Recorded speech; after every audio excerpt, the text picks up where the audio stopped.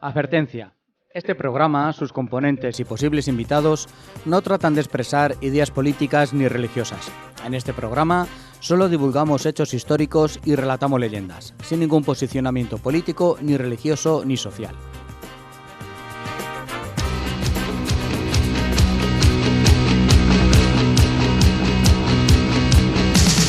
Hace mucho tiempo que se acabó, pero es que hay cosas que nunca se olvidan, por mucho tiempo que pase. ¿Estamos todos? ¿Pasa lista? Todas, Estamos estamos todos. todas. Joaquín Belinchón, Yo mismo, para servir a Dios y a Maese. usted. Yo mismo. Magíster, Presente. Rafael García Presente. y yo, Juan Carlos Pacheco. El director. Aquí estamos. manda. Bueno, Bueno, está lo que queda del dire. tengo ahí muy mal. Me llevasteis el otro día que estuvimos ahí en el Real San Vicente, me llevasteis ahí muy deprisa. Muy deprisa, si es que Y- tenemos ya una edad que hay que Cago. cuidarnos. Estáis en una edad muy mala. Estáis en una edad muy mala. Yo no quiero llegar a vuestra edad ni de casualidad. Bueno, Magíster madrugó bastante para ver la. Sí, La salida del menos sol. mal, menos Bueno, que mal. Allí estábamos, allí estábamos. Si queréis dedicamos luego un programa a los detalles, pero hoy vamos a lo que vamos. Estás en No me cuentes historias, el programa en Onda Plana Santa Cruz de la Sarta. Mira cómo gana la selección. España está. Bueno, y vamos a por el programa número 35, que se titula. ¿34 o 35? 34. 34, 35. Tienes en la maqueta 34. Sí, pero está cambiado, es el 35. Bueno, no sabemos. Huyamos de las rimas fáciles, eso es lo primero. No sabemos bien el programa que es. luego Vamos ya lo a- veremos. Ahora a lo largo del programa. programa lo aclaro. Lo vamos viendo. Pero vamos a lo que vamos. ¿Cómo se titula, maestro? Gengis Khan conquistó China y nosotros las chafarinas. Ah, muy bien, muy bonito. Ha vencido la tortilla de patatas. Pues es que pasa que en el guión no cambié el número. Lo cambié fuera en el título de la carpeta, que sí está cambiado bien, pero el guión no. Por eso pone 34, que es lo que ha confundido a Joaquín. Pero realmente es el 35. Y es el 35. Ay, por Dios. Me decía Juan. Qué estrés. Nada, que hoy el programa va de. El mío, el de No me cuentes historias, va dedicado a un oyente que me dijo que hablara de este personaje, que vamos a hablar de Gengis Khan. Gengis Khan. Gran Gengis Y Khan. vamos a dedicárselo a nuestro amigo Paco Tocada. Ah, Muy bien. Sí, Paco. señor. Pues una buena dedicatoria. Va por ti. Luego iremos haciendo otras peticiones que nos han ido por ahí diciendo, sí, como exacto. nuestro amigo de Granada, que no me acuerdo cómo se llama. Granaino, Víctor.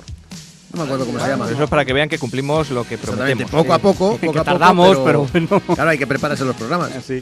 Entonces, bueno, pues el galés vendrá un poquito más Tarde o tarde. temprano. Bueno, pues nada. Por mi parte, yo también te lo tengo que dedicar a ti porque, ojo, la lata que me Ahí diste. está, claro. Ya no hemos podido ni que los oyentes pidieran el tema. He tenido que coger el que a ti te ha dado la gana. Es que ese programa va a estar muy bien para coger el coche un fin de semana y ir a hacer Un fin de semana largo, que tenemos unos cuantos sitios para visitar. Voy a hacer leyendas que merecen una visita. Muy bien. ¿Y don Joa? Y yo voy a hablar de las islas españolas en África. Pues, las Canarias, pues no.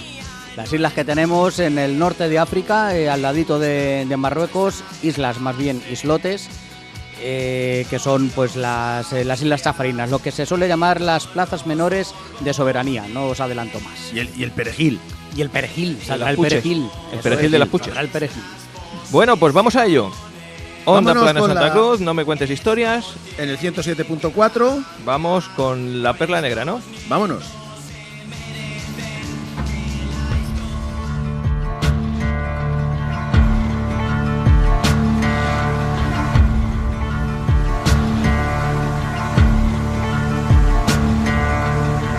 There ain't no grave can hold my body down.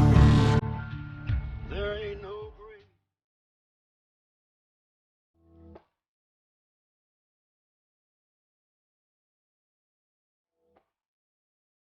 Las campanas suenan en la ciudad amurallada.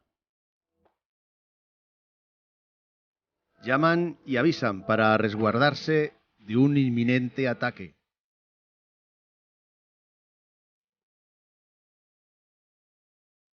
Todos están temerosos porque saben que con ese picar de campana se acerca el mismísimo infierno a su ciudad.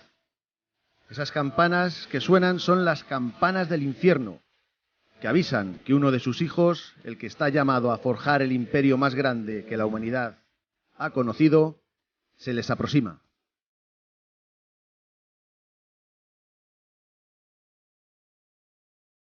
Duro como el diamante, insensible como las piedras, tenaz como la hierba. Así era Gengis Khan.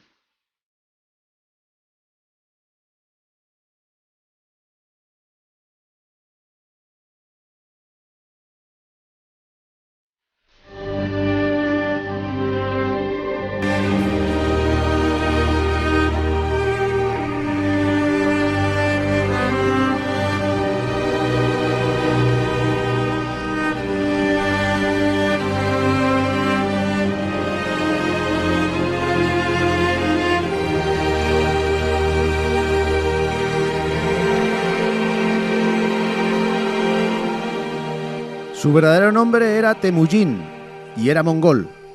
Nació en la primavera de 1162 de nuestra era, en el siglo XII, el 16 de abril. Hijo de un jefe guerrero de la tribu de los Kyutes, llamado Yesugei, y de una de sus mujeres, la favorita, llamada Oelon Neke.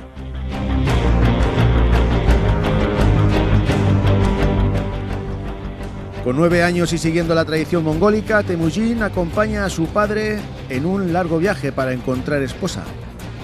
Atravesaron el desierto del Gobi hasta llegar a la región donde habitaban las tribus de los Chungiratos, y allí se encuentran con Burte, una niña de su edad que, según la tradición, sería la esposa madre entregada por su noble padre.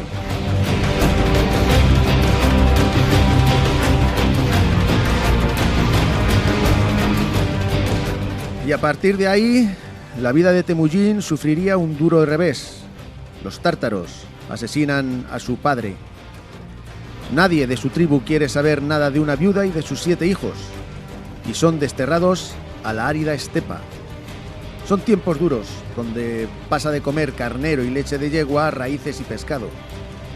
Y si las cosas pueden empeorar, lo hacen.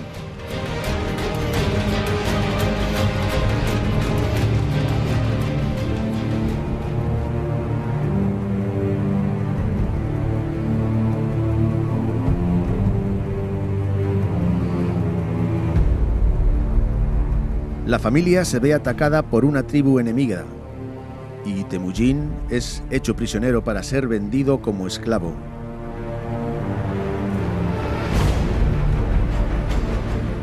Le pusieron un yugo muy pesado sobre su cuello y amordazado para llevarlo al campamento.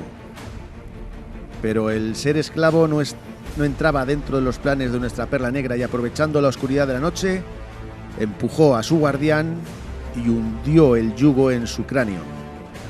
Así consigue escapar y empieza a tener claro lo que él quiere conseguir y lo que el destino espera de él.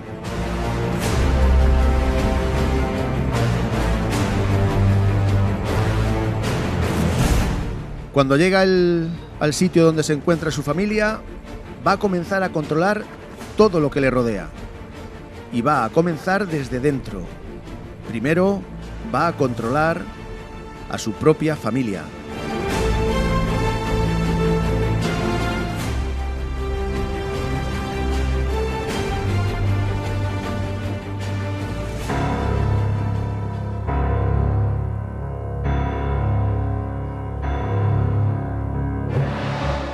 Hay una persona que se interpone en el camino de Temujin. Esta persona es su hermanastro Better, que, como era mayor que Temujin, pensaba que le podría intimidar.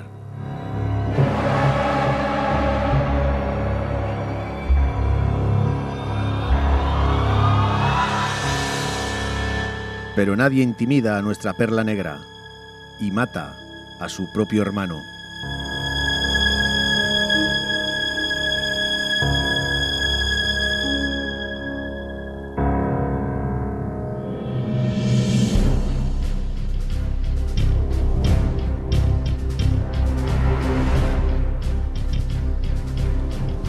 A partir de ahí empieza a hacer amigos con mucho poder, simplemente para poder sobrevivir.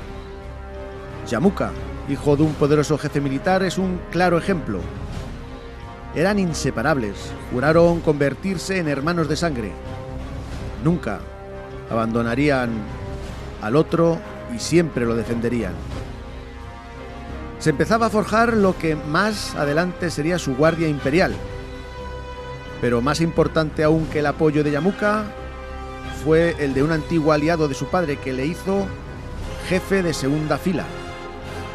Esto, más su magnetismo especial, le proporcionaron la adhesión a sus filas de bastantes hombres.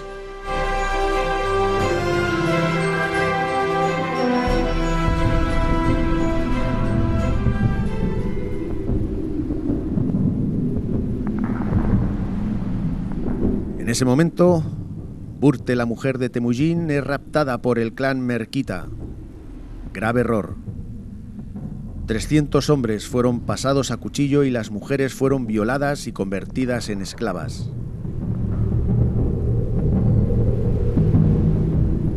Temujin, después de derrotar a los merquitas, consiguió que tribus enteras se unieran a él y empezó a urdir su plan: unir la gente de las estepas y formar una gran fuerza de combate poniéndose él al frente.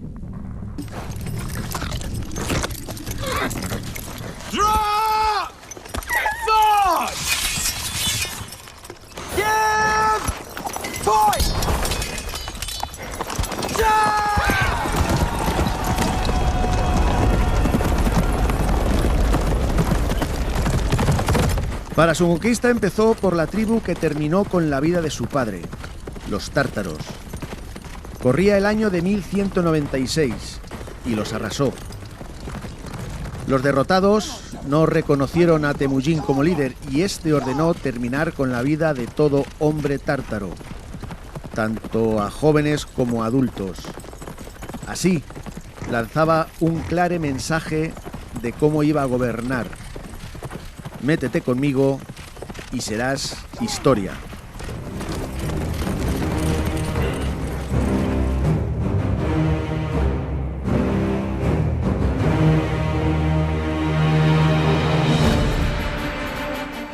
Las tribus iban cayendo y los guerreros abandonaban a sus líderes para unirse a Temujin. Todos los guerreros, incluso los guerreros de su hermano de sangre Yamuka. Para Yamuka esto es intolerable y se enfrenta a su amigo de toda su vida. A la batalla, nuestro protagonista va con un número muy inferior de soldados, pero con la picaresca y estrategia de un gran líder. La noche anterior al combate, Temujin hace que cada guerrero encienda 5 hogueras, cuando lo normal es que cada guerrero encendiera solo una. En la oscuridad, esto hace que su ejército parezca 5 veces más grande de lo que es en realidad. Así, mete mucho miedo a sus enemigos y muchos de los guerreros de Yamuka le abandonan antes de que empiece la batalla. Las balanzas se igualan, pero para nuestra perla negra, la guerra ya está ganada. Los que traicionan a Yamuka se unen a Temujin y la traición no es una opción para él, así que los traidores son decapitados. En cuanto a Yamuka, a su amigo, a su hermano de sangre, Temujin le mata ordenando que le partan la espalda. Así terminó la rivalidad entre estos dos amigos y finalmente Temujin consiguió la unión del pueblo mongol. Había creado una nación, Mongolia. Era el año de 1206. Temujin era reconocido como jefe supremo y sería conocido como Genghis Khan. Y a partir de ahora, Genghis pone sus ojos en el mundo conocido.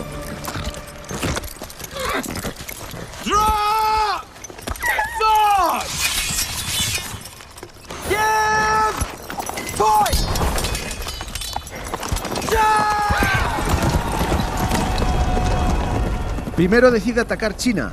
En 1211 atraviesa la Gran Muralla y en 1215 toma Pekín. Conseguido el objetivo, se fija en el imperio musulmán de Asia Central, gobernado por Mohamed II. Aquí empieza mandando mercaderes y espías, los cuales son asesinados ordenados por Mohamed. Y esto hace que Gengis se enfurezca y mande a su horda mongola.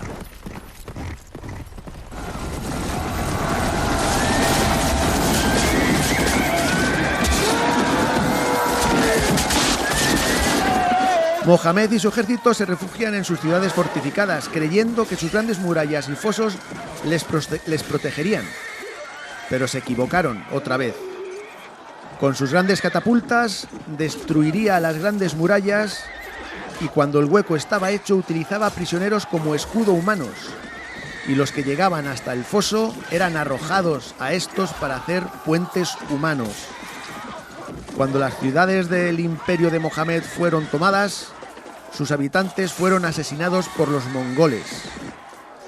Gengis Khan atravesó Asia dejando, según las fuentes persas, a 3 millones de personas muertas.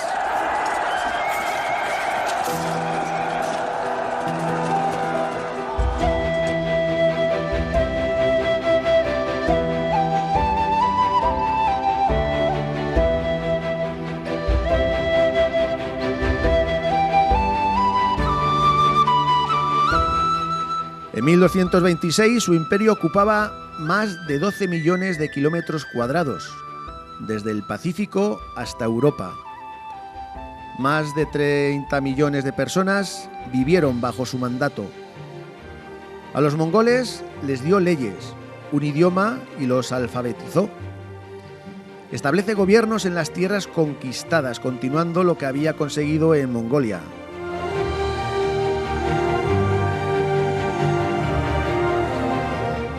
La conquista es la parte fácil, gobernar es lo difícil y a Gengis le motivan solamente 2 factores.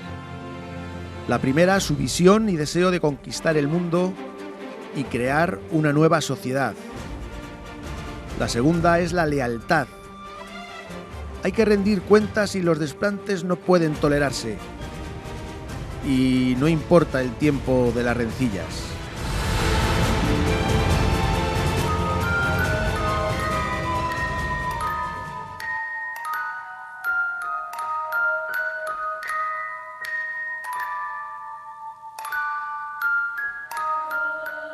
Hace 7 años que Gengis Khan guarda rencor hacia una poderosa civilización del norte de China, los Tangut. En el 1209 Gengis acordó con ellos que los dejaría en paz siempre y cuando los Tangut les cediera guerreros cuando nuestro personaje se los pidiera. Pero cuando 10 años después, en el 1219, Gengis les pidió guerreros, los Tangut dijeron que no, rompiendo así un juramento de lealtad y confianza, lo peor que se le podía hacer al señor de la guerra.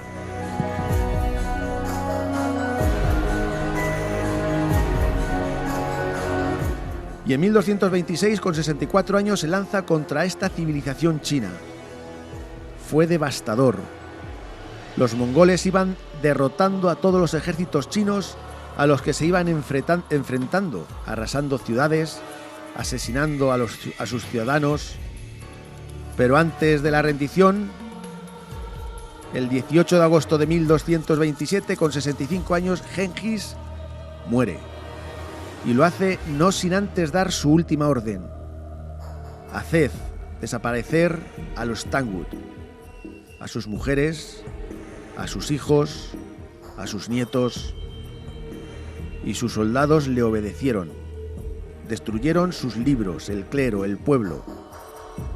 Esto es lo que conocemos como un genocidio.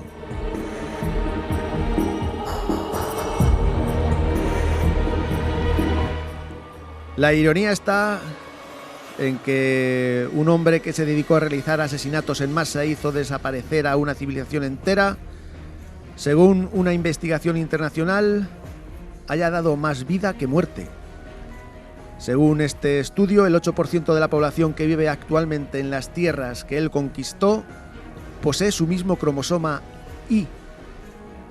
Este cromosoma se transmite a todos los varones y siempre se transmite el del padre. Esto se puede explicar por el gran número de concubinas que tenía por las violaciones o relaciones que tuvieran con las viudas de los hombres de los territorios conquistados, y porque aparte de esto tenía 36 esposas. Señoras y señores, niños y niñas, este era Gengis Khan.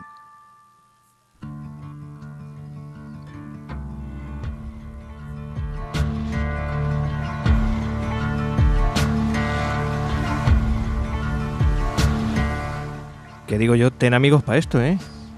Pedazo bicho. Vaya la peña que se cargó Para gastarle una broma a este hombre, el Gengis Khan. Bendito sea Un Dios. analfabeto, sí era jefe de un rey de su tribu, de un jefe de su Una tribu, estos son tribus. pero analfabeto, un pastor, porque cuando le expulsaron, y fíjate lo que consiguió, Impresionante. Sí, sí. increíble. Un fuera a ser el mayor imperio de la historia. Sí, sí. El suyo. Muy bien, diré, está usted mejorando. No en salud, porque No, en está, salud no. está aquí a trancas Pero- y barrancas. el Pero hombre. ya con la antigua denominación progresa adecuadamente. Desde que me han pinchado estoy mejor. Sí, sí, sí. Si yo te pincho de vez en cuando, lo que pasa es que me insultas luego. Hombre, déjalo ahí. Ain't no grave can hold my body down. There ain't no grave can hold my body down.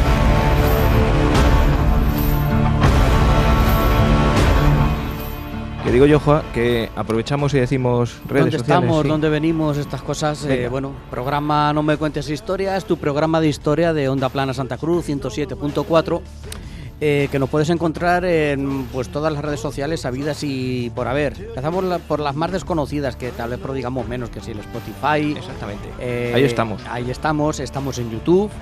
El canal es No Me Cuentes Historias. Estamos en Twitter, que es @No Me Cuentes Onda.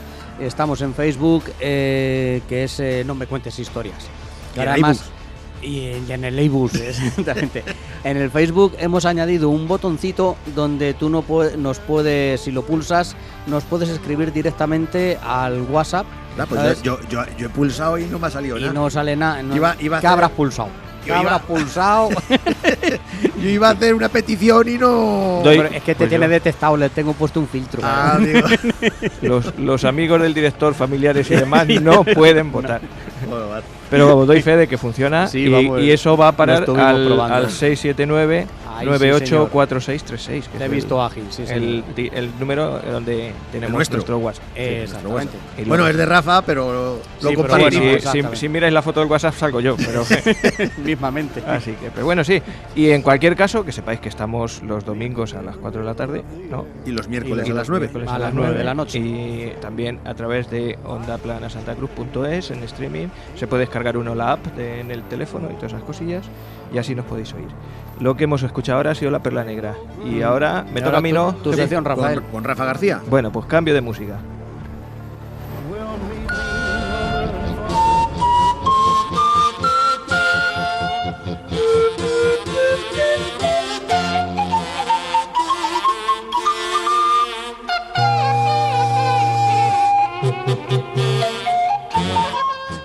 Bueno, pues es que ocurre, como otras veces, que hace tiempo cayó en mis manos un librillo. Además está editado por Turismo Castilla-La Mancha, por la Junta de Comunidades. Se llama 20 escapadas de leyenda. Y en él pues se recogen eso, leyendas en distintos pueblos, en distintas ciudades de Castilla-La Mancha. Leyendas muy chulas, bueno, unas más, otras menos, ya veréis. Pero que da pie, cada una de estas leyendas, a que vayamos a visitar el sitio de donde procede esa leyenda. En el libro hay 20, son muchas.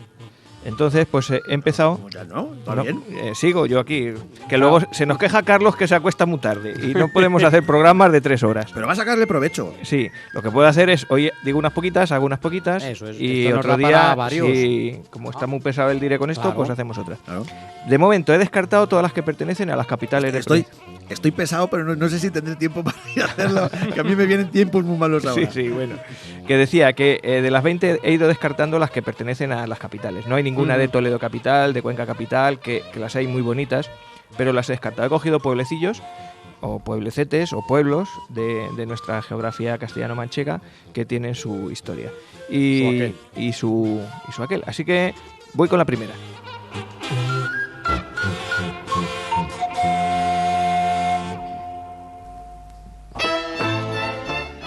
Bueno, pues por empezar por algún sitio, voy a empezar por los monstruos de la Laguna de Uña. No es una leyenda como tal, es decir, la Laguna de Uña, que está en el pueblo con este mismo nombre, pues es una laguna artificial, es una laguna que se hizo fundamentalmente para abastecer de agua a la zona. Esto está en Cuenca. Está en Cuenca, estamos hablando de la serranía de Cuenca, y cuentan que en muchas ocasiones distinta gente ha visto monstruos o bien saliendo de la laguna o alrededor de la laguna o sobrevolando la laguna. Se cuenta que 2 hermanos adolescentes estaban descansando allí en el borde en unos juncales y vieron una especie de figura de serpiente alargada. Sí, dime. Esto es para llamar a Javier Resines, el de la criptozoología, sí, y que lo investigue. Seguro que lo tiene registrado ya. Es un tío que sabe bastante más que nosotros. Bueno, también hay un labrador que dice que estaba dando de beber a las mulas y pudo ver un lagarto enorme que se movía por allí. Una mujer que iba de camino a su huerto y vio una cabeza y un aleteo de un pajarraco grande con alas que se metió dentro del agua. Todas estas historias las recoge Manuel Tirado Zarco en un libro que se llama Historias y leyendas de Cuenca. En cualquier caso, hay que visitar la laguna, y esto es a lo que voy, porque es una preciosidad de lugar, es un lugar que está salvaje, está a 1150 metros de altitud, hay unas 15 hectáreas, como digo, sirve de depósito de agua, hay una gran variedad de plantas y de fauna. Y esta leyenda, por ejemplo, el avistamiento de estas especies, ¿año? Son varias, entonces hay en ¿no? distintos años, ¿sabes? ¿Y actual también hay? Ya hasta ahí no llego, te tendrías que coger a lo mejor el libro de Manuel Tirado Zarco, apúntatelo, Historias y leyendas de Cuenca, y verlo con más detenimiento. En cualquier caso, Uña, que tiene una iglesia muy bonita, la de San Miguel Arcángel, y su laguna con una piscifactoría y escuela de pesca, merecen una visitilla. Y una ruta chulísima por el Escalerón y la Raya. Exactamente, incluso bajando desde las Coronillas por el Arroyo de la Madera, también se puede hacer. O sea, muy guapa. Ya podéis reservar que vamos para allá. Tú estás en condiciones de subir ahora mismo por el Escalerón.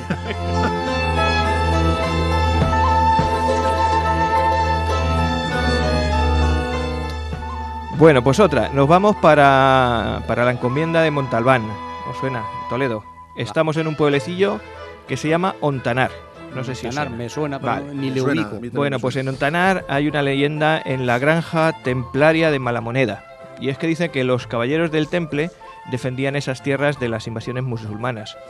En una de las ocasiones, en una granja cerca del río Cedena, los caballeros cristianos se vieron cercados por los musulmanes en una torre defensiva que había allí. Y a pesar de la resistencia ofrecida y de las calamidades acaecidas en el campamento sarraceno, los moros no desistieron y empezaron a ver si podían tomar la fortaleza a toda costa. Viendo que no podían hacerlo, decidieron secuestrar a 2 caballeros y les ofrecieron, pues eso, el oro y el moro, que se dicen, si abrían el portillo de la torre y conseguían dejar pasar a los moros. El primero dijo que nanay y se lo cargaron, lo ejecutaron. El segundo, en vista de esto, pues aceptó y recibió como prenda una moneda de oro. Al llegar la noche, el templario abrió la puerta y encontró, los moros encontraron a todos los cristianos dormidos y acabaron con sus vidas. Tomaron la torre. El traidor, al intentar cobrar la recompensa, pues le cortaron también la cabeza. Así que tiempo después, cuando los cristianos llegaron al lugar, pudieron comprobar que todos los cadáveres de los monjes guerreros se habían derretido en el granito, se habían quedado incluso hundidos en la roca, formando cavidades como a modo de tumba, y que solo uno de los cadáveres había quedado en la superficie, devorado por los lobos, por las alimañas. El traidor que en su mano apretaba una moneda. Esa mala moneda dio nombre al arroyo al que fue arrojada, que es Malamonedilla. Y dicen que también por las noches el ánima del templario busca la moneda para pagar al diablo el rescate de su alma. Luego me pasa el librete, te lo dejo luego. ¿Por qué tenemos que ir a Ontanar? Pues para ver la torre fortaleza de Malamoneda, que está allí. Está a muy poquitos kilómetros, en los Montes de Toledo, exactamente. Está donde empieza el Parque Nacional de Caballeros. También tienen una necrópolis árabe, la iglesia de San Andrés, Y la presencia de los templarios allí no está demostrada. Están pues un poquito más allá, en el castillo de Montalbán y en Santa María de Melque. Santa María de Melque. Evidentemente, ese que está en San Martín de Montalbán. Así que una visitilla por ahí, por Ontanar. El castillo es una pasada. Ujú. Hay que reservar visita porque es privado, pero es una auténtica virguería. Ya estamos preparando viaje. Venga, Estamos, aquí no, nos van a faltan días, no faltan días. Nos van a salir unos cuantos. Vamos con otra. Venga. Ahora estamos en Guadalajara, en Brihuega. Os suena Brihuega, ¿verdad? Está aquí cerquita. Es la leyenda de la Peña Bermeja. Ya estamos aquí otra vez con casi todas, tienen que ver con moros y cristianos, o muchas de ellas. En este caso, dicen que don Alonso de Medina vivía tan alegremente en Brihuega, muy orgulloso de su hija Elisa, una chica guapa y muy risueña, y pues veía el tiempo pasar allí, los días en su huerta al lado del río Tajuña. Un día, el alcaide moro del castillo de Brihuega, un tal Abul, vio a la joven y entonces, claro, se enamoró de tan bella, hermosa muchacha. El hombre, que era una mala persona, un hombre terrible, quiso hacer la suya y entonces pues la cortejó. La cristiana, la joven, pues no quiso que fuera. No quiso cuentas. ¿Es mala persona porque la quiso cortejar? No, porque era- viene a porque continuación. era moro, Ah. porque- Como no, la joven no respondía a sus halagos y demás, la comenzó a acechar por todas las partes, la perseguía. Y un día, en el recodo del río, cerca de la huerta de su padre, de don Alonso, con las aguas serenas, allí tenía la joven su baño, al abrigo de unas peñas, y una tarde, cuando las aguas, cuando iba a bañarse la muchacha, pues apareció allí Abul, el alcaide, como un lobo. Se lanzó a por ella. La joven, que presentó mucha batalla, pues terminó luchando cuerpo a cuerpo con el moro hasta que éste le hundió un puñal en el pecho y la sangre brotó sobre una piedra blanca. O sea, donde el ella se moro bañó. le clavó el cuchillo. Se la mató. cargó, En una palabra. fundamentalmente, Qué se la cargó. cabrona. Abul, cuando la vio muerta, se arrojó al río. No sé cómo iría de agua al río, si iba con poca agua se hizo poco, pero si no... Oye, se pudo romper el cuello también. Si se según dio de como cabeza. caiga. Claro. El ¿Cómo caso es que caiga? Abul desapareció como una sombra funesta río abajo y su padre, de tristeza, su padre de la chiquilla, don Alonso, pues murió también. El pueblo, entonces, miró esa piedra siempre con mucho respeto, una piedra que quedó rojiza, y que ni el agua del río podía borrar esa sangre. Esa piedra después se trasladó a la torre del castillo de Brihuega, y entonces, a partir de entonces, el castillo se llamó Castillo de Peña Bermeja. Muy chula.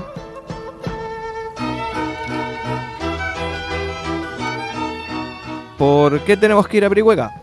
Pues para ver el castillo de Peña Bermeja, que es de origen árabe, que conserva el recinto amurallado, que está, bueno, adosado al núcleo primitivo, tiene una nave larga que está cubierta con una bóveda de cañón, que es la capilla de la Veracruz. Además, bueno, pues en Brihuega todo el pueblo es de, Está bien. pues de los años, desde el siglo XIII tiene por allí un montón de edificios y sitios. Y luego dentro del patio de armas se encuentra la iglesia de Santa María de la Peña, que es la patrona de la viña. Igual, la Peña hace referencia precisamente a esto. El casco histórico de Brihuega, una maravilla que es recomendable visitar, y las puertas de Cozagón y el Arco de la Cadena también. Tienen hasta 2 iglesias románicas, la Plaza Mayor y la Real Fábrica de Paños del siglo XVIII. Qué bueno. Un montón de cosas. Un montón de cositas.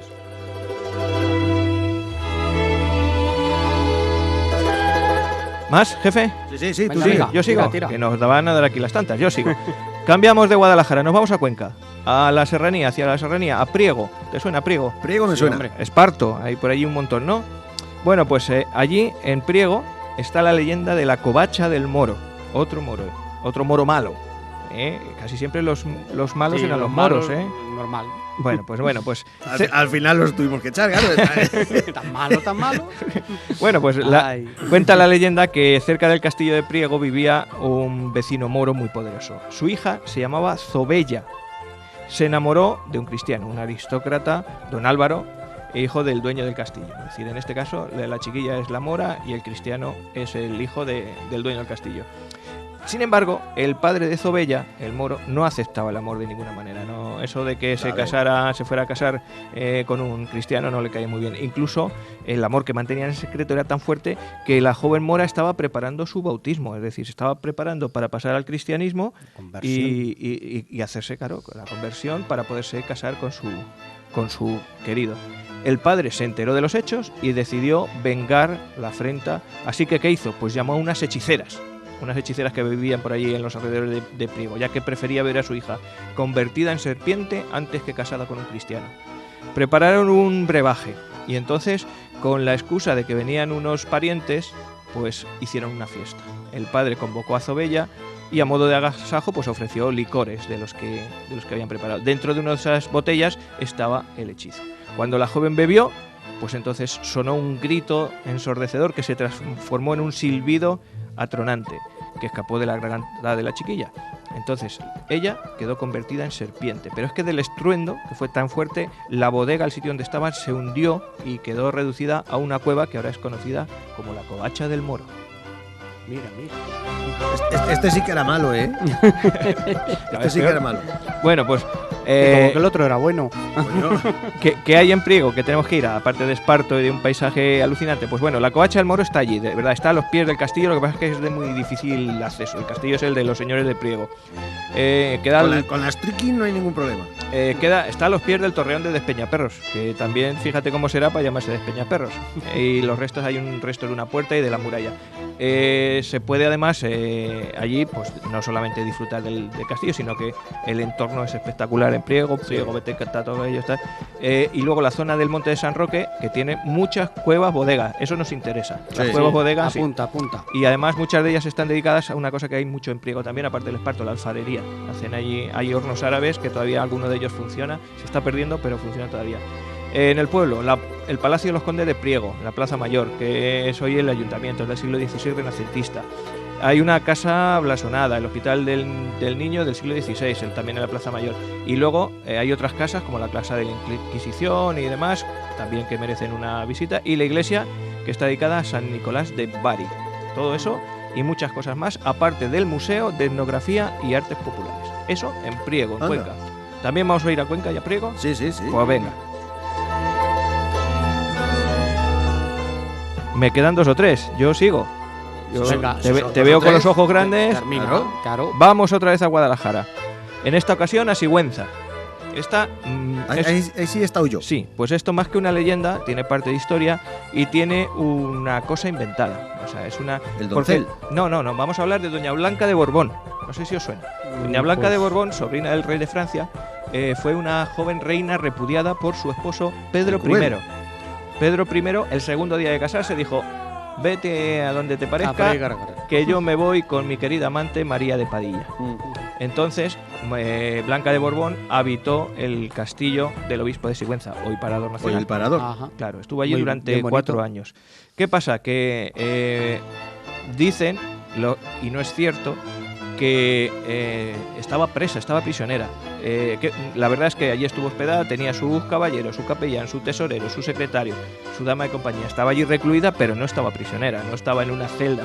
Lo que pasa es que en una de las restauraciones, el restaurador cogió lo que era una alacena, un almacencillo allí chiquitillo, le puso una reja, digo, aquí estaba la celda donde estaba Doña Blanca de Borbón. Hace el turismo, y entonces pusieron allí un cartel de cerámica que afirma que ahí es donde estaba metida.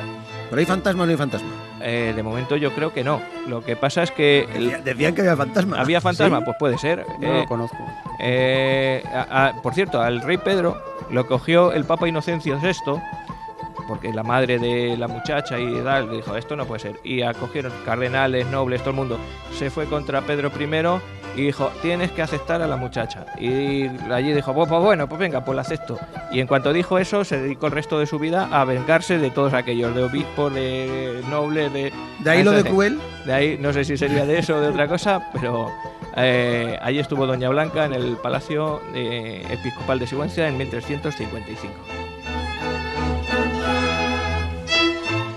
¿Qué tiene Sigüenza para ir a ver? Aparte de este maravilloso castillo, pues tiene, bueno, oye, el Parador tenía un patio de armas impresionante, lo habéis visto. Tiene un pozo en el centro, que es una maravilla, y tiene unas salas abajo, la sala roja, la sala de la reina, que es una maravilla. Pero es que además, por lo que decís vosotros en Sigüenza, el conjunto medieval es una maravilla.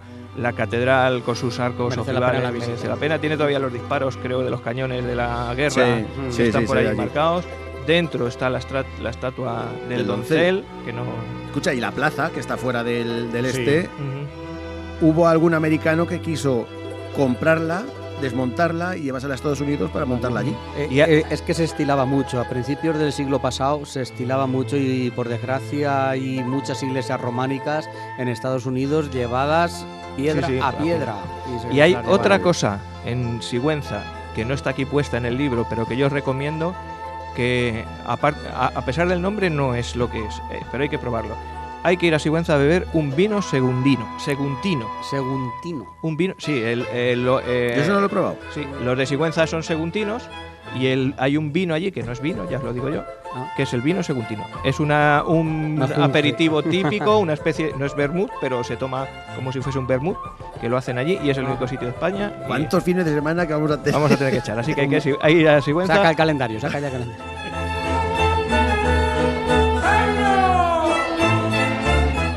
Voy a hacer uno más, aunque tengo varios, porque es que si no me voy muy largo de tiempo. Bueno, Y- el resto lo haces para otro día. Vale, pero este lo voy a hacer porque estuviste allí hace poco, en el Viso del Marqués.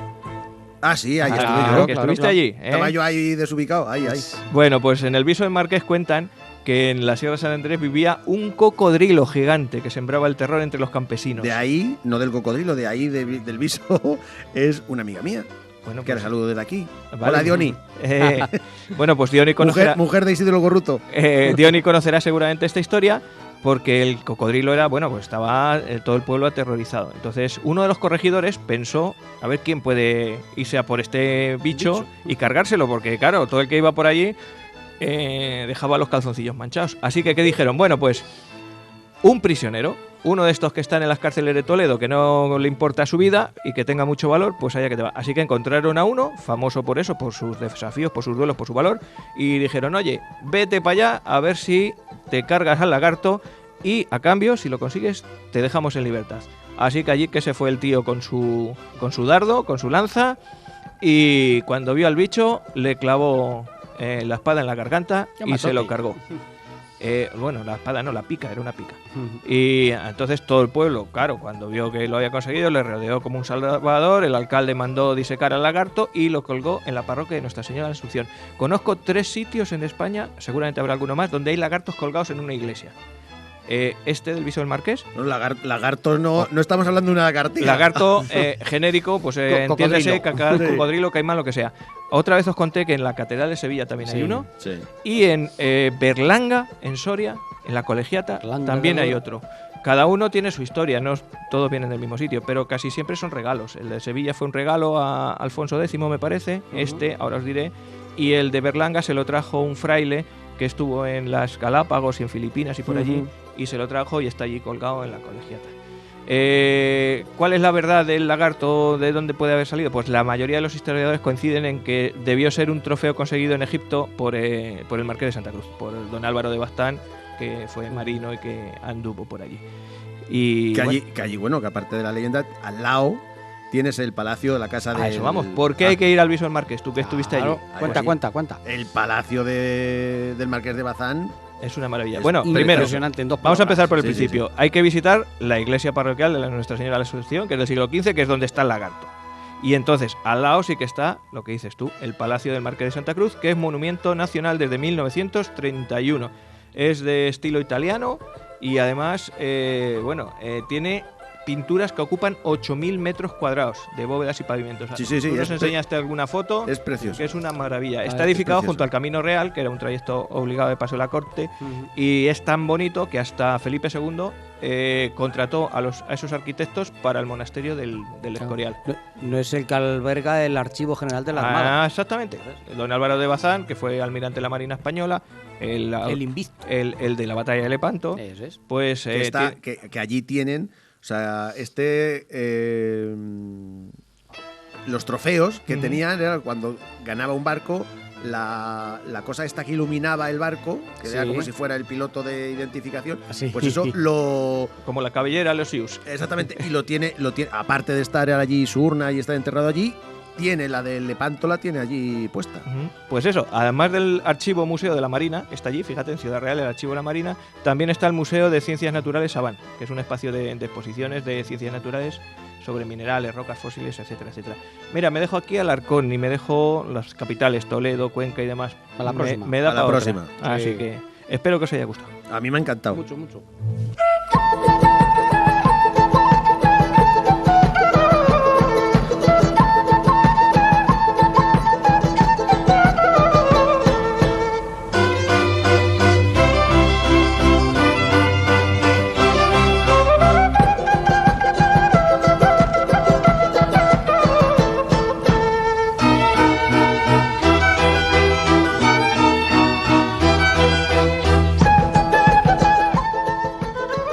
Bueno, así muy rápido, recuerdo que estás escuchando No me cuentes historias en Onda Plan Santa Cruz, en el 107.4, que somos Juan, Joaquín y Rafa, los que perpetramos Lo mismo de siempre. los que perpetramos este programa de historia, para que pases un buen ratillo. Vamos a empezar con nuestro Hoy nos acordamos de... Pues, don Joaquín, aquí le pongo... Dame entrada.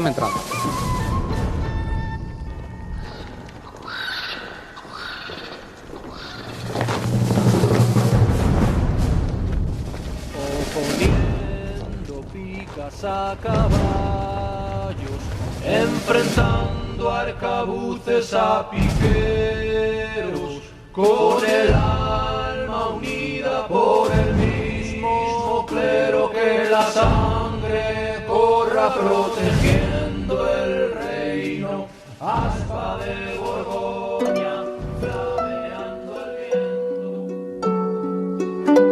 viento. Bueno, pues como decía, hoy nos acordamos no vamos a hablar de ningún personaje, ni hombre ni mujer, ni ningún lugar así conocido de las cercanías.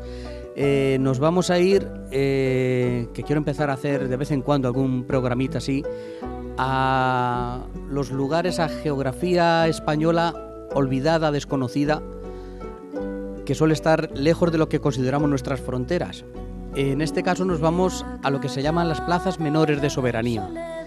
Son las islotes, más bien, porque son islas pequeñitas, que hay en la costa norte de Marruecos, entre Ceuta y Melilla concretamente. Ahí tenemos una serie de islas que la que conocemos todos es el islote de Perejil. Con viento de poniente. Una cosa así que fue en el 2002, una cosa así. Sí, cuando... pero no es nada, es un trozo de roca, no hay... Ahí en Perejil sí. Bueno, ahora hablaré. Bueno. Empezamos con las primeras porque de Oriente, de Melilla, las primeras que hablaremos eran las Islas Chafarinas, que quedan al este de Melilla, entre Melilla y la frontera argelina.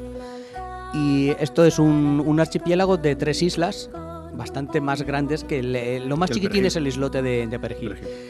Ahora mismo no están habitadas las islas Chafarinas. A ver, hay una guarnición del tercio Gran Capitán de Melilla, que aprovecho a saludar a mi sobrino que ha estado de guardia allí, en las Islas Chafarinas.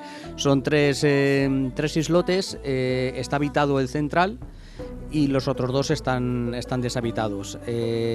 Todo arranca, vamos a ver, en esta época, por ponernos en contexto, la posesión de estas islas arranca del reinado de los Reyes Católicos. La tendencia española era ir tomando, una vez tomada Granada, había que asegurar el control estratégico del estrecho. Entonces, por estrategia militar, por control militar del estrecho, se empieza a mirar a la costa marroquí. Por control estratégico y por una frase que conocéis de sobra, que es: no hay moros en la costa. Sí. Pues esa frase viene de los ataques piratas, corsarios, berberiscos, toda esta nomenclatura que existe, que atacaban continuamente y asolaban las costas, sobre todo del sur de Andalucía. Para ir controlando estos ataques berberiscos, para eso se fue tomando Melilla, se fue tomando Ceuta. Ceuta se tomó a los portugueses, es otra historia, un día hablaremos de Ceuta y Melilla, y se fueron tomando un poquito estos enclaves que eran nidos de piratas, básicamente. Chafarinas se conoce de toda la vida, salen ya en crónicas romanas, hay yacimiento neolítico en una de las islas, y siempre fue un fondeadero que para momentos de tormenta, que en el estrecho se forman bastantes, los barcos van allí a refugiarse desde lo más antiguo. Realmente la posesión española de las Islas Chafarinas fue la posesión efectiva con tropas allí, viene del siglo XIX. En el XVIII habíamos tenido un enfrentamiento con los marroquíes que asediaron Melilla con ayuda de artillería británica y artilleros británicos. Luego decís que luego me Los decís que ingleses digo, pero siempre bueno, están metidos. yo lo dejo ahí como nota a pie de página. Que no te tiremos de la lengua, has Que dicho. no me tires de la lengua. El caso es que desde ahí arranca el interés español. Oye, mira, y si tenemos una pequeña base naval aquí cerquita de Melilla que dé cobertura a la guarnición melillense. Entonces empezó a mirar un poquito las Islas Chafarinas. Digo, tres pequeños islotes. Pero realmente cuando se tuvo interés es cuando los franceses venían conquistando Argelia y tomaron la ciudad de Orán a los turcos. Y Orán, que es la segunda ciudad más importante de Argelia, de lo que es la frontera marroquí y las Islas Chafarinas, estaba muy cerca. Y de estas casualidades, un soldado español, ya estamos en el mediados del siglo XIX, de estos intercambios militares que hay, oye, pues mira, vente tú a estudiar a esta academia, tú te vas a estudiar a la otra, escuchó a los franceses que estaban preparando tomar las Islas Chafarinas, porque ellos querían pues una base militar para su armada. Entonces, ¿Y si son nuestras, para qué tienen...? a ver, era una zona que era un poco tierra de nadie. No es que fuera, ahora son nuestras. Pero hasta Antes entonces era nominalmente española. No había un asentamiento allí con una banderita. No estaba la patrulla de la Guardia Civil, ni estaba la compañía de la Legión allí puesta. Entonces, Ahora creo que han puesto un radar. estaba vacío directamente. El caso es que llegaron, se enteró, este soldado pues lo cogió, informó rápidamente al Estado Mayor español y allá por 1847 rápidamente montaron una expedición para hacer posesión efectiva de las Islas Chafarinas. Se montó una mini escuadra desde Málaga y se cogió y se tomó 4 días antes de que llegaran las tropas francesas. Entonces, este asentamiento es español gracias a la picaresca, al buen oído de un españolito allá por... Pero no hubo pelea por ella, o sea, cuando llegaron los franceses no llegaron. llegaron. Llegaron y vieron que ya estaba ocupado. Anda, pues estábamos mal informados. No dijeron ni mu. No hubo enfrentamiento ninguno porque aquello era nominalmente español. Entonces no podían decir ni pío a la presencia española allí en aquellas islas. Son 3 islas que, eso, como se tomó en 1847, pues se puso nombres de la época. A ver, se puso la isla más oriental es la isla del Congreso, la central es la isla de Isabel II y la más oriental es la isla del Rey, pusieron. Pues la isla central, la isla de Isabel II, es donde se asentó la base militar española con población. Llegó a tener casi 2.000 habitantes allí. Hacía de cobertura de Melilla. Las otras 2 islas, pues bueno, una se quedaba un poquito de enterramiento. Hay un mini cementerio en una de las islas, pero realmente la vida efectiva se hacía en esta isla, que tenía su hospital, tenía su mini ciudad, tenía su iglesia, que todavía se conserva. Te digo, hoy lo único que es una zona, ahora mismo es un parque natural, es una zona que solamente entra en lo que es el ejército y científicos pues a ver las aves, a estudiar las aves, y algún yacimiento, ya os digo, arqueológico que hay, pues van algunos arqueólogos por allí. No es de libre acceso, ¿sabes? Y estas islas dieron mucha cobertura durante la guerra de los años 20, la guerra de Marruecos. Allí se evacuaban muchos heridos, y después de la independencia del protectorado del norte de Marruecos, que sabéis que al principio del siglo XIX hubo un reparto de Marruecos. La parte grande de Marruecos se la quedó Francia y a España le tocó el norte de Marruecos. Básicamente por presión inglesa, porque no le interesaba a Inglaterra que Francia estuviese al otro lado del estrecho de Gibraltar. Entonces preferían a una potencia menor como era España controlando al otro lado del estrecho que a los franceses. Entonces por eso nos tocó toda la franja norte, lo que se llama el Rif, lo que es Tánger, Tetuán, Laracha, Alcácer Quibir, todas las tierras que rodean a Ceuta y Melilla. Estas islas, las Chafarinas y las otras que hablaremos después, que ya os adelanto, es el Peñón de Vélez y de La Gomera, lo que es las islas de la bahía de Alucemas, el islote Perejil, nunca se integraron en ese protectorado. Por eso cuando en 1956 se declaró la independencia de Marruecos y nos retiramos de Tánger, Tetuán, Alcacibir, Larache, Sawen, no nos retiramos de estas islas porque nunca fueron territorio de ese protectorado. Fueron españolas antes de eso. Por eso siguen siendo españolas en el día de hoy. Os digo, son las más grandes, estas islas Chafarinas. Recuerdo que hace unos años salió que era uno de los últimos focos de la foca monje, de una foca... De la foca monje. Sí, era una especie de foca que pululaba por el Mediterráneo y los últimos focos estaban allí por estar abandonadas en las islas Chafarinas. Creo que si no está desaparecido en la zona le queda poquito. Hace ya años que no se ha visto ninguna. Sí, no se ha visto ninguna. Se ha visto por otras zonas de África, pero en la parte del Mediterráneo ya no se ve. Pues estas son las Chafarinas. Nos vamos ya al territorio entre Ceuta y Melilla y tenemos otras islas, por ejemplo, que se llaman las Islas Alucemas. Las Islas Alucemas son 3. Realmente lo importante es el peñón de Alucemas, porque luego las otras 2 son islotes, el islote de tierra y el islote de mar, que son que están vacías. Ahí es una ensenada y nosotros hemos tenido siempre lo que es el peñón. Lo podéis entrar. El ejército tiene pequeños documentales en YouTube de estas posesiones. Ahora mismo se abastece por helicóptero, pero igual es un peñón que ha estado habitado por unas 300, 400 personas, que tenía su iglesia, tenía sus casas, tenía su vida, interactuaba perfectamente, comerciaba con la población marroquí de alrededor, y tiene su importancia.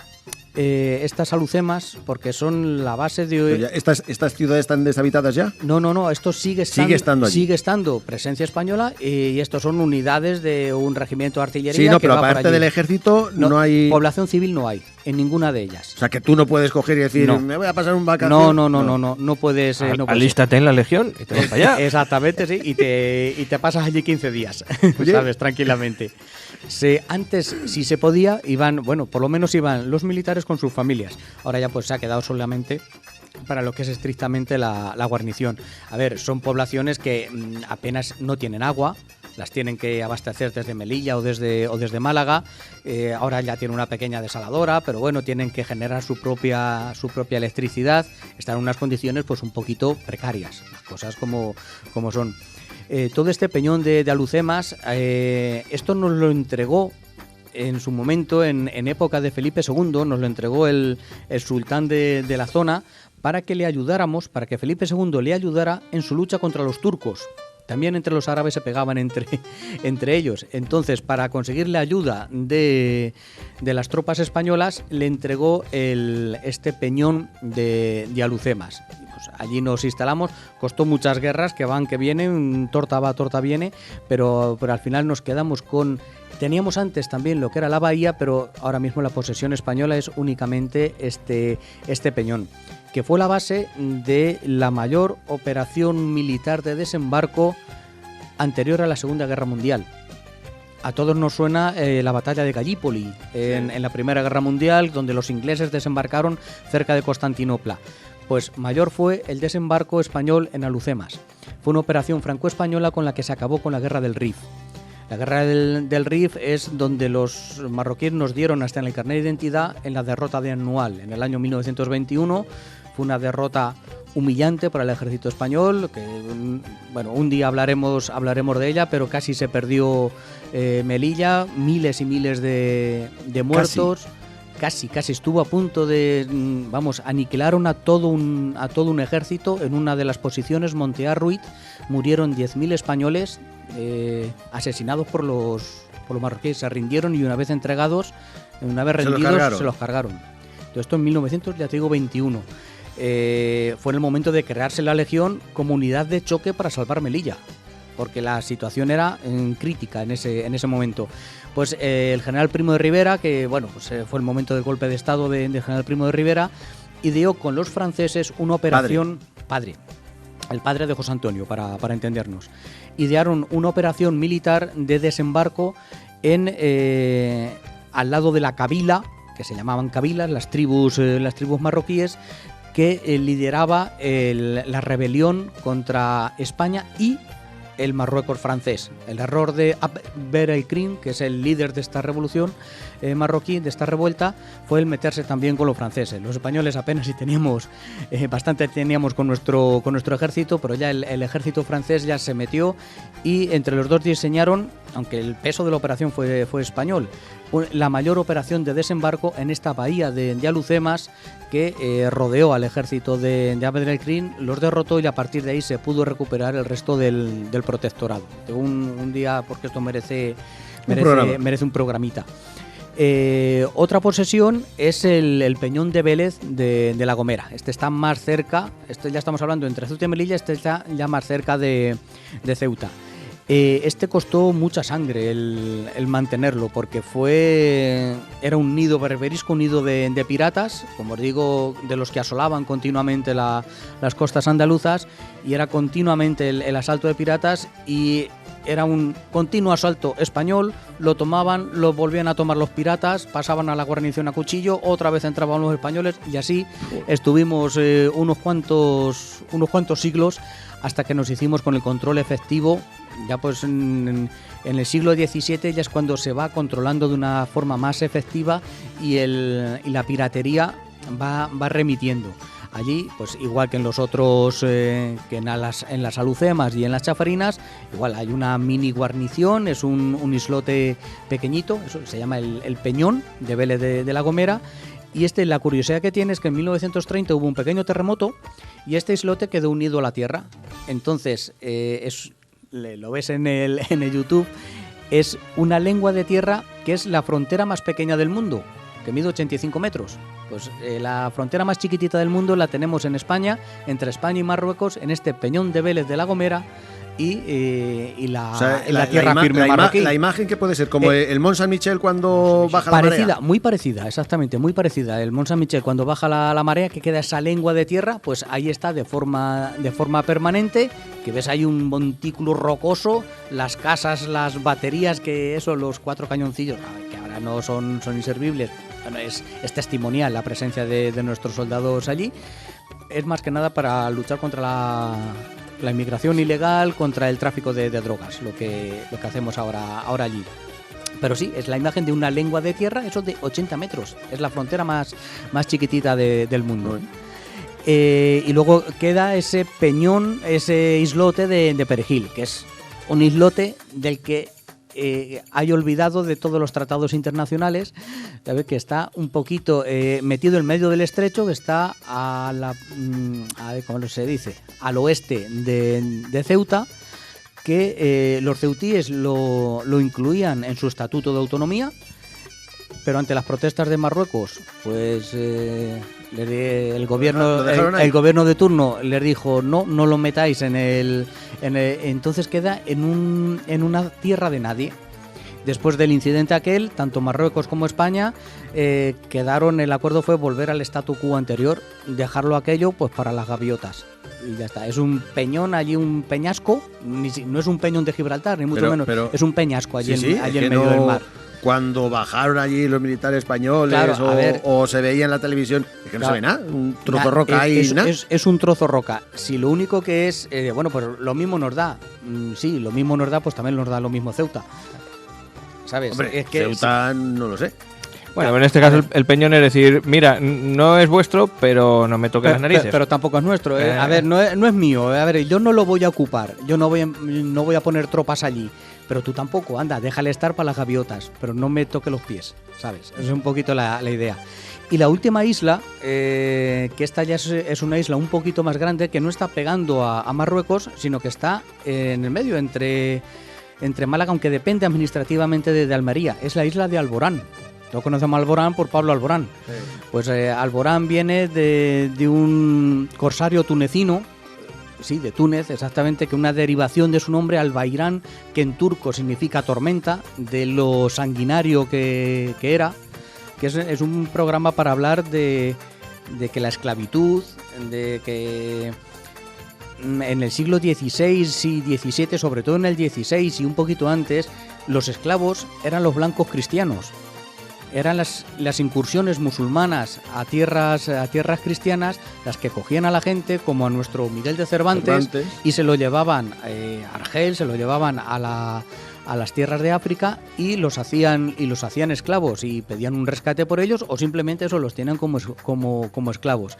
Entonces esta isla de Alborán se acabó tomando por el ejército español, limpiando de corsarios berberiscos, y quedó ahí olvidada. Se construyó un faro con el tiempo para ayudar a la navegación, y solamente a finales de, bueno, a principios, qué demonios, en plena Guerra Fría, los del faro, que había 3 fareros allí, descubrieron que había pesqueros rusos en la zona, y cogían y llegaban a la playa y empezaban a dejar sus cosas. Entonces tuvieron que llamar a la Armada, porque empezaba a haber un pequeño asentamiento ruso, que de pesqueros tenían lo que yo de cura, ¿sabes? Porque lo que querían hacer era montar una mini base, eso en plena época de la Guerra Fría. Hablamos años 50. Los rusos 60. vieron la oportunidad, mira, claro, esto no un territorio vacío, que hay un farero por allí muerto de risa. Entonces, desde los años 50, hay un mini pelotón de la Armada allí puesto.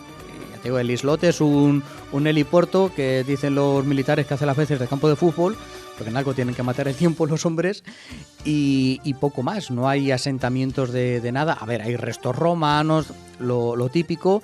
Hay un mini cementerio con restos de algún farero y de un piloto alemán, se supone que es un piloto alemán de la Segunda Guerra Mundial, que dejaron allí el mar, volcó allí el cadáver, devolvió el cadáver. Y eso es lo que hay en la isla de Alborán. La presencia española, yo os digo, de la Armada y de los helicópteros, lo de los rusos. Yo me he quedado de pie, digo, no me fastidies, pero ¿con qué cara se van a plantar con una...? ¿Y se plantan? Y se plantan, exactamente. ¿Se plantan? Si es un pues por eso se ocupó las chafarinas, porque leche, ante el vacío, ahora ven y me sacas de aquí. Claro. ¿Sabes? Vamos, para estos, por ejemplo, para las chafarinas, se dice que el gobierno español, antes de ir, los españoles hemos sido siempre muy precavidos para este tipo de cosas. Se llamó a la Academia de la Historia y dijeron, decirnos que históricamente, asegurarnos que esto es nuestro. Y estos los académicos tiraron de tratado de Tordesillas para adelante, para decir, venga, sí, esto no es de nadie, pero cae en nuestro área de influencia, patatín, patatán. Entonces, por eso íbamos cargados de razones para tomar las chafarinas, y alguna tendríamos en aquel momento, cuando los franceses llegaron, nos vieron y se dieron la vuelta. ¿Sabes? Y está la historia de estos 4 pequeños islotes que tenemos ahí, 4 plazas de soberanía menor, que se llama técnicamente, os digo, en YouTube. Muy curioso. Tú pones el nombre y el ejército ha ido haciendo pequeños, 5 minutos de vídeos, donde te cuenta mínimamente la historia. Ellos hacen más hincapié en la parte militar, en la vida de los militares ahora mismo. Bueno, imagino allí. Que viéndolo en el YouTube, pero no hay árboles ni nada, o sea, nada, no es... Nada. O sea, son rocas. Son rocas, pura y dura. Algún calzoncillo tendido al sol, porque básicamente, tal, una cosa. Pero poco más. ¿Qué es lo bueno de esos documentales? Pues es ver la estructura, ver eso, lo que hacía esta frontera. Y dice, pero Dios mío, esto de frontera no tiene nada, no hay nada, no hay aduana ni leches, hay un trozo de tierra y ya está. Dice, pero si todas las... siempre que se ha ido a preguntar, la relación de siempre, no de ahora, de siempre, del siglo XIX, desde que se empezó a preguntar con la población cristiana de los españoles de allí con los marroquíes, era excelente, porque se intercambiaban cosas y demás. Incluso el sacerdote del Peñón de Vélez tenía recogido las conversiones de árabes que se pasaban, normalmente gente pobre, que se pasaba a la isla y pedía la conversión para que le diéramos de comer, básicamente. ¿Sabes? Y tenía recogido y seguimos así. Año 1867, 4 moros. 4 moros. El año otros 7 moros, tal. Entonces, mira, se iba notando el hombre ahí las conversiones. Ya te digo, todas tenían su iglesia, tenían su mini hospital y sus mini viviendas, porque en las chafarinas, pues una población de 1000 y pico habitantes, leche, ya es importante. Y las Alucemas, otros 300, pues había un mínimo. Es un trocito de España ahí alejado, olvidado de la mano de Dios. Está muy interesante esto. Y que investigando, ya os he dicho, he encontrado otros sitios que dejaré para otro día que me han llamado muchísimo más la atención, porque estos sí me sonaban. Al final, pues en la carrera lo vas estudiando las batallitas del Peñón de Vélez y estas cosas. Pero otros de los que no tenía ni idea, de los que todavía España tiene soberanía nominal sobre ciertos territorios. Ojo, diré que chulo es haber estudiado como si hubiéramos podido. Ojo lo que sabe. Yo patronaje industrial y jalado. Ah, sí. Yo te cuento la historia si quieres. Según mi hijo, en magisterio es pinta y colorea.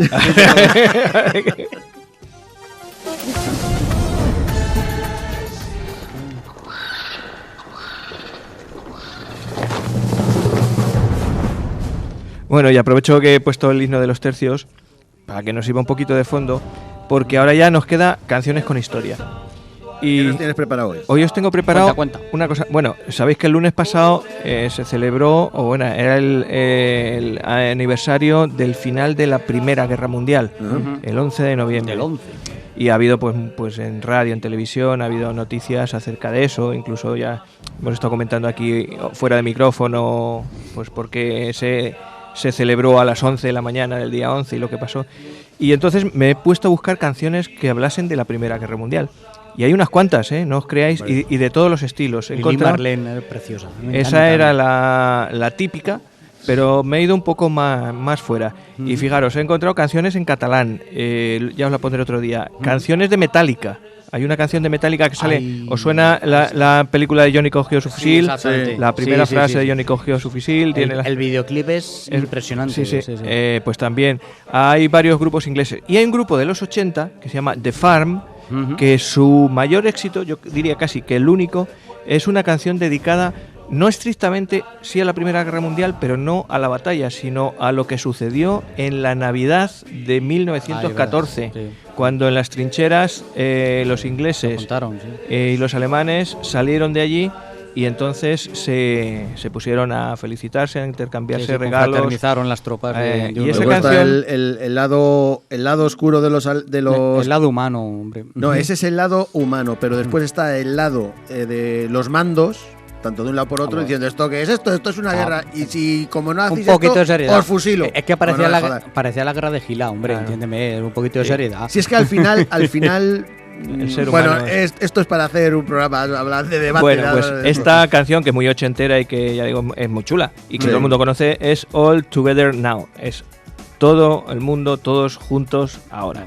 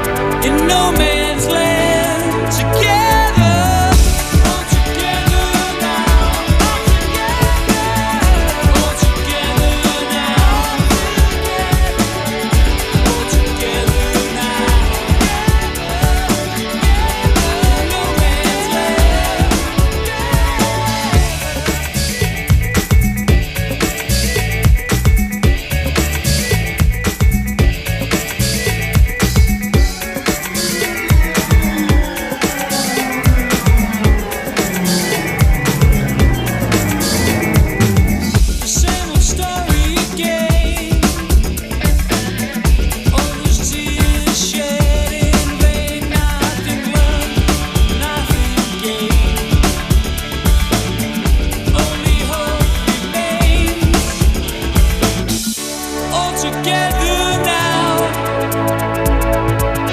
all together now, all together now,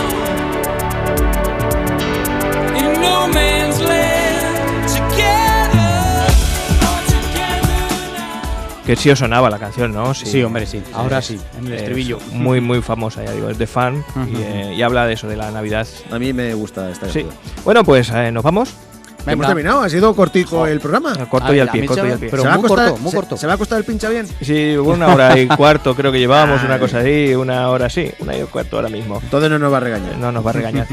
Lo que sí hay que decirle a Carlos es de qué vamos a hablar la semana que viene, para que se vaya preparando. Pues yo voy a hablar de quién? la Tú restauración. sabrás. De la restauración.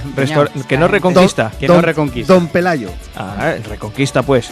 y restauración. Y restauración. restauración. claro. Veníamos hablando. Sí, lo Joa y veníamos yo, hablando por el camino. Escucha, la semana pasada te puse la canción del Tractor Amarillo, la que hablaba de la reconquista. Sí, justo. No sé si la fue que pues, unía a Pelayo con Almanzor. escucha, te tengo otra preparada. Una ¿Sí? de un grupo que se llama Avalanche, que se llama Don Pelayo también la canción. Te la voy a buscar y te la pongo para la semana que Muy viene. bien. Venga, Venga. hecho. ¿Y tú Bueno, de- pues- ¿de qué vas a hablar tú, Rafa? Pues yo voy a hablar, espera que voy a cambiar la música y pongo ya la sintonía de irnos. Resulta que he estado estudiando los censos y los padrones que hay en Santa Cruz, no los actuales, sino desde cuándo. Y la Asociación de Amigos del Museo Etnológico tiene localizados un padrón en 1808, un padrón de alistamiento contra Napoleón y contra los franceses, y un censo electoral de 1899 con la regencia en periodo de la regencia, y entonces pues es muy curioso porque esos, bueno, el primero está digitalizado en el archivo de Castilla-La Mancha, se puede encontrar digitalizado, y el segundo que está por ahí los han pasado a una tabla Excel, con lo cual Es fácil de a buscar, día de hoy claro. podemos buscar quiénes vivían en Santa Cruz en esos márgenes de edades, y hombres nada más, porque tanto el padrón de alistamiento como el censo son solo de hombres, incluso buscar los apellidos y ver qué cosas pasaban en Santa Cruz, cómo eran de altos, en qué calles vivían, a qué se dedicaban los santacruceros Sí, sí, joder. en aquella época. Ah, sí, lo hemos estado poniendo en Facebook y vamos, por unos Además eso cuantos hemos nos han pedido, ido el que quiera preguntando, saber claro. de su apellido, cuántas, tal.